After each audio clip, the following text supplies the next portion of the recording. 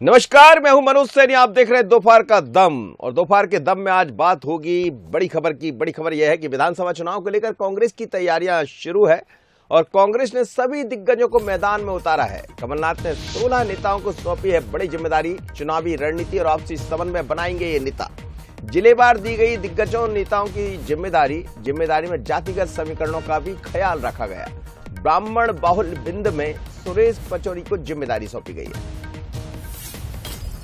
जबकि बात करें हम ग्वालियर चंबल की, तो वहां पर अजय सिंह को जिम्मेदारी सौंपी गई है।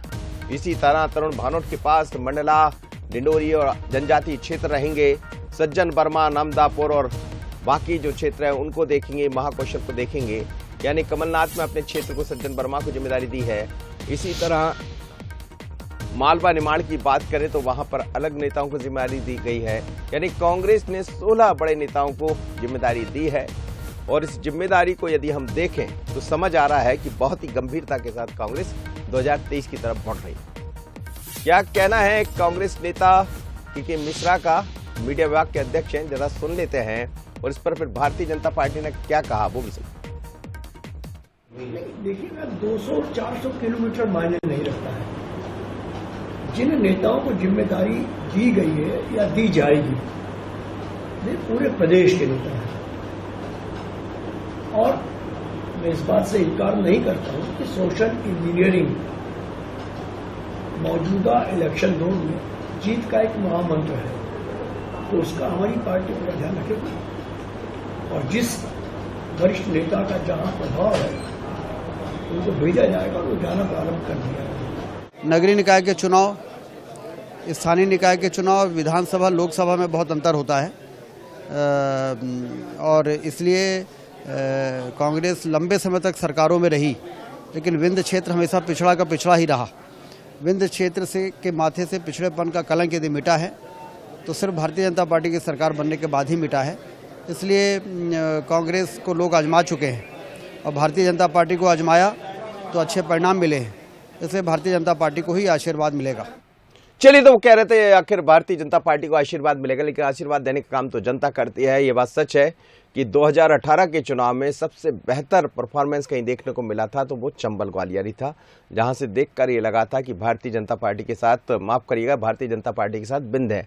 चंबल ग्वालियर में भी अच्छी स्थिति थी कांग्रेस की, भारतीय जनता पार्टी की नहीं थी, लेकिन बीजेपी को सपोर्ट मिला बिंद से। अब इसीलिए बिंद पर नजर डाली है कांग्रेस ने। जरा उन नेताओं को देख लेते हैं जिनको जिम्मेदारी मिली। मैं आपको बता देता हूं किन किन नेताओं को क्या जिम्मेदारी मिली, ये भी देख लेते हैं। दरअसल जिस तरह की बातें कही जा रही थी इन नेताओं को लेकर, जरा देखते हैं कौन है वो नेता। इन नेताओं को मिली है बड़ी जिम्मेदारी। अजय सिंह राहुल को मिला ग्वालियर, दतिया, शिवपुरी। अरुण यादव को निवाड़ी, टीकमगढ़, छतरपुर, सागर की जिम्मेदारी है। और सुरेश पचौरी को सिंगरौली, सीधी, रीवा, कटनी की जिम्मेदारी। नेता प्रतिपक्ष गोविंद सिंह को भी जिम्मेदारी दी गई है। अनूपपुर, शहडोल, उमरिया, जबलपुर। सज्जन सिंह वर्मा छिंदवाड़ा, बैतूल, हरदा, नंदापुरम की कमान संभालेंगे। और जीतू पवार की बात करें तो सतना, पन्ना, दमोह, रायसेन। तरुण भानोट को डिंडोरी, बालाघाट, सिवनी, मंडला, नरसिंहपुर की जिम्मेदारी दी गई।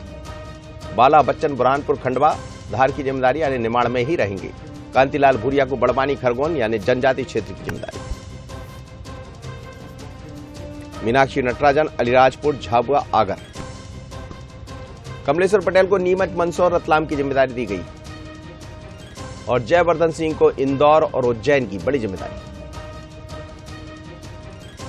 रामनिवास रावत राजगढ़ और शाजापुर की कमान संभालेंगे। और लाखन सिंह यादव की बात करें तो सीहोर और देवास की जिम्मेदारी देखेंगे।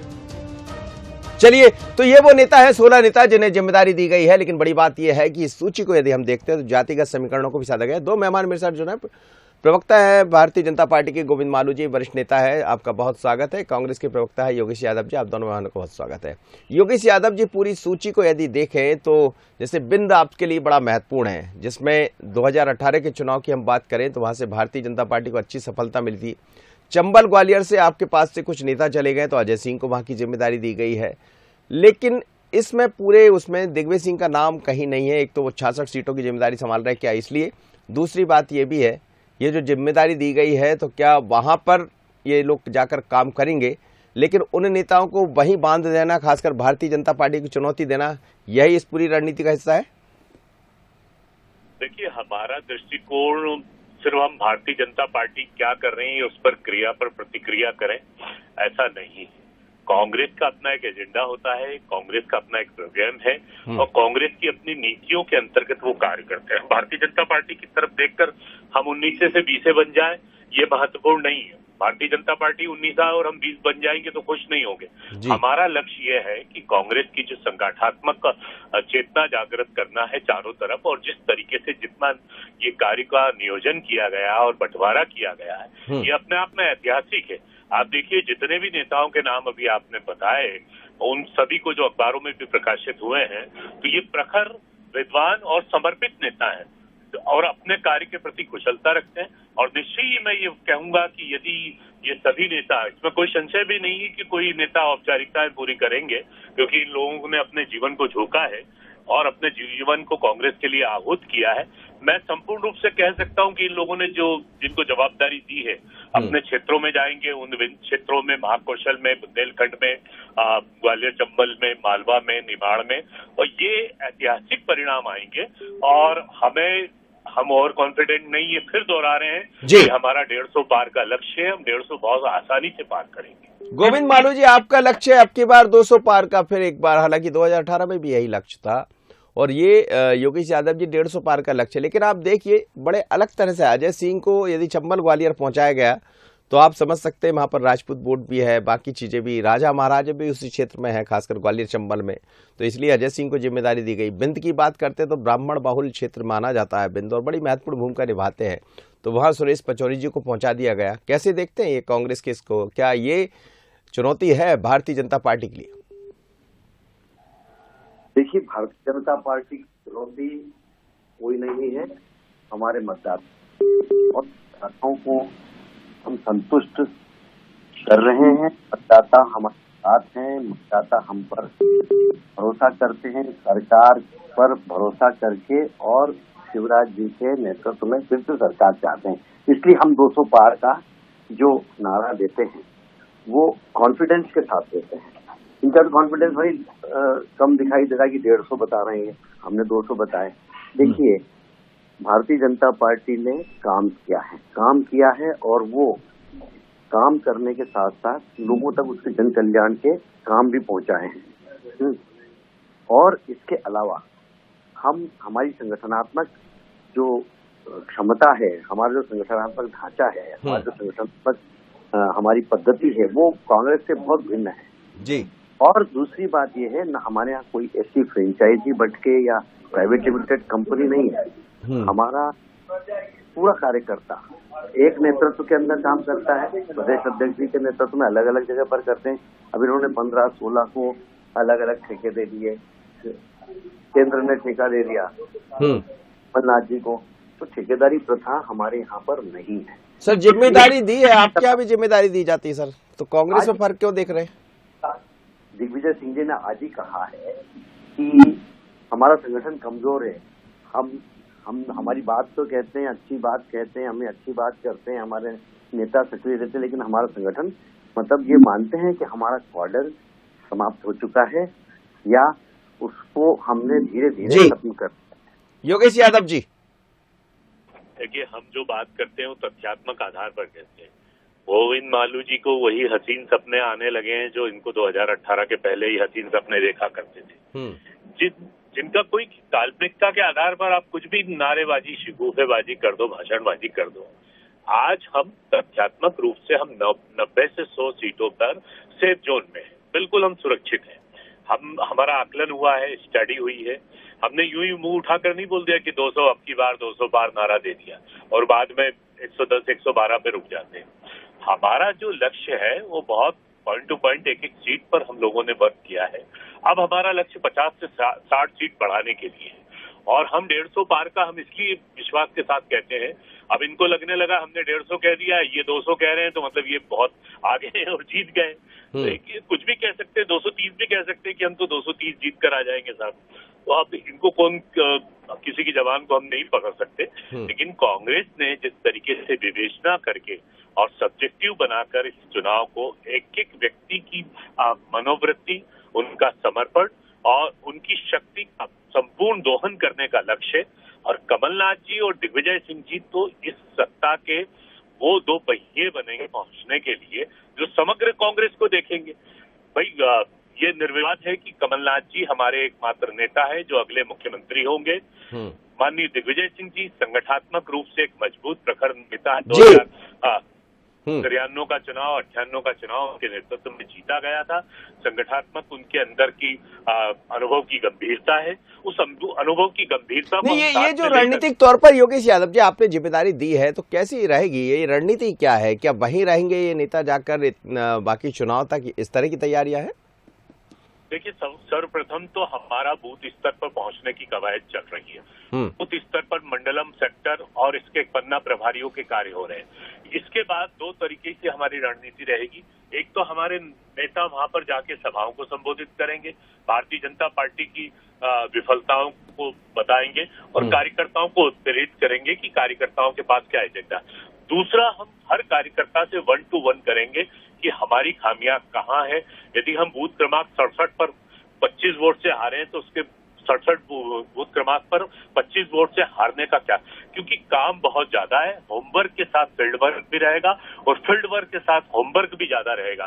दो तरीके से हमारे नेता उस क्षेत्र में जाकर समर्थ रहेंगे, एक लीडरशिप का भी गुण करेंगे और एक अपडेट करने का भी, जो पॉइंट टू पॉइंट होता है ना, जिससे किसी भी बात को लेकर उसका समाधान करना, जिज्ञासाओं को समाप्त करना। और कहीं ना कहीं किसी बात को सबसे बड़ा लक्ष्य समन्वयवादी दृष्टिकोण में ये जो बड़े नेता वहां पर पहुंच रहे हैं, इनका पहला दृष्टिकोण होगा समन्वयवादी। हमें आपस में कोई विवाद ना हो, आपस में किसी के प्रति कोई समन्वय ठीक करना है। मतलब जहां समन्वय का अभाव है उस समन्वय को बेहतर करेंगे गोविंद मालू जी। लेकिन एक एक सीट पर उनका ध्यान है इस समय कांग्रेस का। जिस बूथ की मजबूती की बात आप करते हैं वही बूथ, वही मजबूत की बात कांग्रेस कर रही है।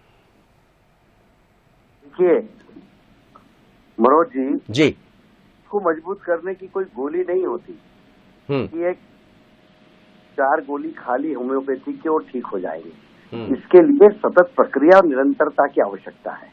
पूरे 4 साल आपके संगठन के कार्यकर्ता सोते रहे, नेता सोते रहे और एकदम जागृत होकर जाए।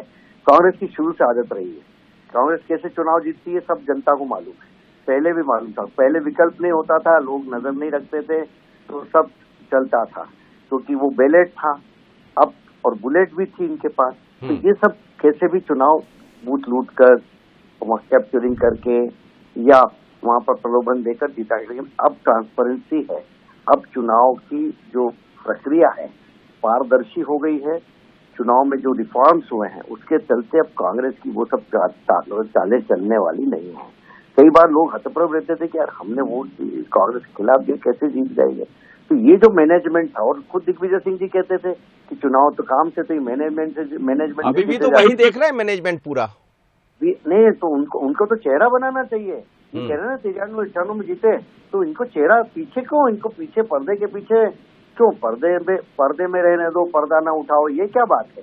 इनको लाना चाहिए पर्दे के बाहर, इनका चेहरा दिखाना चाहिए लोगों को। इनको इनके नेतृत्व में चुनाव लड़ना चाहिए, भले ही मुख्यमंत्री कोई भी बने, लेकिन मतलब मुख्यमंत्री का चेहरा कोई भी हो। लेकिन दिग्विजय सिंह जी का तो पिछली बार ये आपके हिसाब से तो आप क्या चाह रहे हैं कि दिग्विजय सिंह जी का चेहरा बना दें और आपका बल्ले बल्ले हो जाए, फिर आप वही सब बातें कहेंगे? बल्ले बल्ले तो देखिए, जनता हमारे कामों से बल्ले बल्ले है। हमें दिग्विजय सिंह के चेहरे से कोई इतना, हम तो कह रहे हैं कांग्रेस को अगर इतना उन पर एतबार है और इतना उन पर उनके प्रति उनका ये भाव है कि वो बहुत अच्छे मैनेजर हैं, कार्यकर्ताओं में उनका रसूख है, जनता में उनका है, और सरकार चलाई 10 साल, तो मैं तो कह रहा हूँ 10 साल की सरकार आज उन्होंने चलाई है और उसको लेके जाएं, ये चेहरा लेके जाए, बीच में क्यों नहीं जा रहे। इसका मतलब ये है कि कांग्रेस ने किस ढंग से प्रदेश की बर्बादी की है। ऐसे बर्बाद चेहरे को, ऐसे बंटाढार चेहरे को कांग्रेस सामने नहीं लाना चाहती जी करके। इसलिए पिछली बार योगेश यादव कुछ कह रहे हैं कि चलते चलते जल्दी से।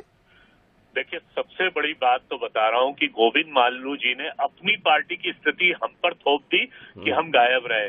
अरे भाई, आप लोगों की हालात तो, हम तो 2019 में जब आपने सरकार खरीद ली थी, उसके बाद हम लगातार रहे, फील्ड में रहे, संगठन में रहे। आपकी हालत बहुत खराब रही साहब। विकास यात्रा लेकर जब आप गए, आपके विधायक और आपके मंत्री, तो किस तरीके का हश्र हुआ है ये आप अच्छी तरह जानते हैं। जनता ने घुसने चलिए नहीं सर, किया। बहुत धन्यवाद आप दोनों मेहमानों को मेरे साथ जुड़े। गोविंद मालू जी, भारतीय जनता पार्टी के वरिष्ठ नेता, और योगेश यादव जी, कांग्रेस के प्रवक्ता, सीनियर लीडर, जुड़े थे। और जिस तरह से 16 लोगों को कांग्रेस ने जिम्मेदारी दी है, अलग अलग वरिष्ठ नेताओं को एक एक नेता के हवाले 3 से 4 जिले किए गए हैं, और खासकर बिंद, चंबल, ग्वालियर, मालवा, निमाड़, इन सब की जिम्मेदारी उन्हीं नेताओं को दी गई जो उस क्षेत्र में अच्छा खासा दखल रखते। लेकिन बिंद को जब हम देखते हैं तो फिर सुरेश पचौरी, और चंबल ग्वालियर को देखते हैं तो अजय सिंह। आखिर क्यों, ये आप समझ गए होंगे, इसीलिए हम इस पर चर्चा कर रहे थे।